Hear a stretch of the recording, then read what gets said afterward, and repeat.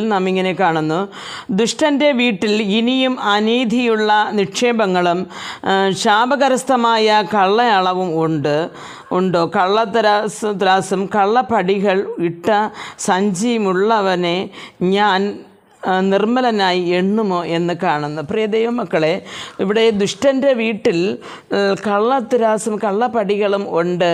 അപ്പോൾ അങ്ങനെ ഉള്ളവനെ ഞാൻ നിർമ്മലനായി എണ്ണുമോ എന്ന് ദൈവവചനം കേൾക്കുന്നു.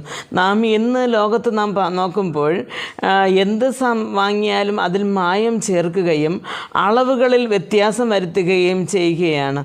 അപ്പോൾ കള്ളത്തരാസ് എന്ന് പറയുമ്പോൾ സാധനം വെച്ചിരിക്കുന്ന ആ ഒരു തട്ടിൻ്റെ അടിയിൽ ഒരു അളവ് കൂടെ വെച്ചിരിക്കും, ഒരു അളവ് അടിയിൽ പതിച്ച് വെച്ചിരിക്കും. അപ്പോൾ എന്ന് പറഞ്ഞാൽ കുറച്ച് സാധനം വയ്ക്കുമ്പോൾ അതേ തൂക്കം വെളിയിൽ കാണിക്കും. അതേപോലെ തന്നെയാണ് മരക്കാലുകൾ എന്ന് പറഞ്ഞാൽ ഈ അളക്കുന്ന സാധനങ്ങളിലും അതേപോലെ തന്നെ പാലിൽ വെള്ളം ചേർക്കുന്നത്, അതേപോലെ തന്നെ ആഹാരധാന്യങ്ങളിൽ കല്ലും മണ്ണും ചേർക്കുന്നത്, ഇങ്ങനെ പല വിധമായ കലപ്പടങ്ങൾ ഇന്ന് ഓരോ മനുഷ്യൻ്റെ വീട്ടിലുമുണ്ട്. അപ്പോൾ കർത്താവ് ചോദിക്കുകയാണ്, ഇങ്ങനെ ഉള്ളവരുടെ ആ ഒരു സ്വഭാവത്തിൽ അല്ലെങ്കിൽ ഞാൻ ഇഷ്ടപ്പെടുമോ, അല്ലെങ്കിൽ അവരുടെ ഇഷ്ടപ്പെടുമോ എന്ന്. പ്രിയ ദൈവമക്കളെ, നാം ഈ ലോകത്ത് ജീവിക്കുമ്പോൾ നീതിയും ന്യായവും നിലനിർത്തുകയും ഈ കള്ളത്തരമായ ഒരു കാര്യവും ചെയ്യാതെ ദൈവഗീതത്തിൽ തന്നെ ആശ്രയിച്ച് മുമ്പോട്ട് പോകുവാൻ കർത്താവ് നമുക്ക് ഓരോരുത്തർക്കും കൃപ നൽകട്ടെ എന്ന് പ്രാർത്ഥിക്കുന്നു.